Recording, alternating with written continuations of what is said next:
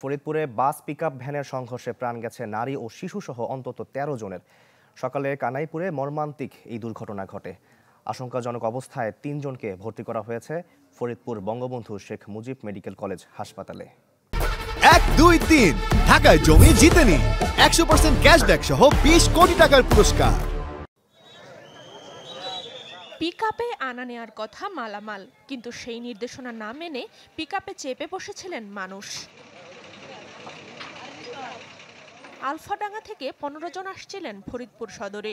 ঈদের ছুটি শেষে ঢাকায় কাজে যোগ দেওয়ার কথা ছিল তাদের, তাই সকাল সকাল নারী শিশুসহ পিকআপের আরোহী হয়েছিলেন তারা। ঠিকঠাকই আসছিলেন, কিন্তু কানাইপুর এলাকায় ঢাকা থেকে মাগুরাগামী উত্তরা ইউনিক পরিবহনের সাথে মুখোমুখি সংঘর্ষ হয় পিকআপটির। ঘটনাস্থলে মৃত্যু হয় ১১ জনের, আহত হন বাকিরা। প্রাইভেট কার ছিল একটা বামে, ওই প্রাইভেট কার ওভারটেক করতে যায় বোলেরো গাড়ি, এই বাসের সাথে সামনাসামনি সংঘর্ষ।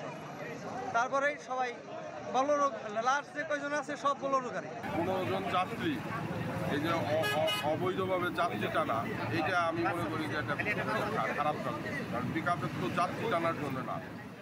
আহত অবস্থায় পিকআপের চালক সহ ৫ জনকে নেওয়া হয় ফরিদপুরের বঙ্গবন্ধু শেখ মুজিব মেডিকেল কলেজ হাসপাতালে। সেখানে চিকিৎসাধীন অবস্থায় মারা যান আরও ২ জন। ঘটনাস্থল পরিদর্শন করেছেন জেলা প্রশাসক। আশ্বাস দেন নিহতদের পরিবার ও আহতদের আর্থিক সহায়তার। নিহত প্রত্যেক পরিবারকে সরকারের পক্ষ থেকে ৫ লক্ষ টাকা অনুদান ঘোষণা দেওয়া হয়েছে এবং যারা আহত প্রত্যেককে ৩ লক্ষ টাকা করে অনুদান দেওয়া হবে। একই সাথে যারা মারা গেছে লাশ দাফনের জন্য নগদ ২০,০০০ টাকা করে, আহত যারা হয়েছে তাদের চিকিৎসার জন্য নগদ ১০,০০০ টাকা করে আর্থিক সহযোগিতা করা হবে। ৭ জন নারী ছাড়াও ২ জন শিশু ও ৫ জন পুরুষ মারা গেছেন এই মর্মান্তিক দুর্ঘটনায়। Desk report, channel ২৪। দর্শক, দুর্ঘটনার আরও খবর জানাতে ফরিদপুর থেকে সরাসরি যুক্ত হচ্ছেন আমাদের সহকর্মী হাসানুজ্জামান। হাসান, সাত সকালে এই মর্মান্তিক দুর্ঘটনা, নিহতদের পরিচয় জানা গেছে কিনা? ফরিদপুরের এই মর্মান্তিক সড়ক দুর্ঘটনায় আসলে স্তম্ভিত হয়ে পড়েছে পুরো ফরিদপুর এবং ফরিদপুরের শহরের অনতি দূরেই কানাইপুরে পিকআপ ভ্যানের যে ১৩ জন যাত্রী বাসের সাথে মুখোমুখি সংঘর্ষে মারা গেছে, তাদের বেশিরভাগের পরিচয় পুরোপুরি জানা না গেলেও জানা গেছে তাদের বাড়ি ফরিদপুরের বোয়ালমারী এবং আলফাডাঙ্গা উপজেলায়।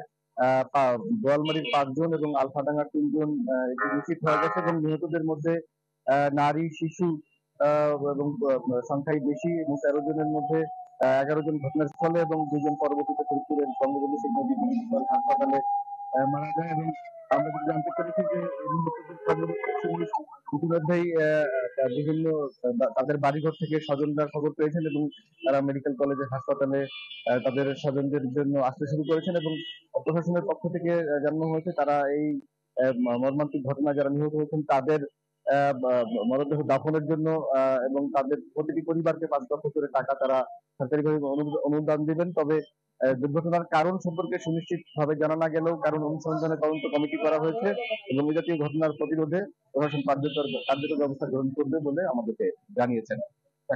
ধন্যবাদ আপনাকে আমাদের সঙ্গে যুক্ত হওয়ার জন্য। দর্শক, দুর্ঘটনার খবর জানাতে ফরিদপুর থেকে সরাসরি যুক্ত হয়েছিলেন আমাদের সহকর্মী হাসানুজ্জামান।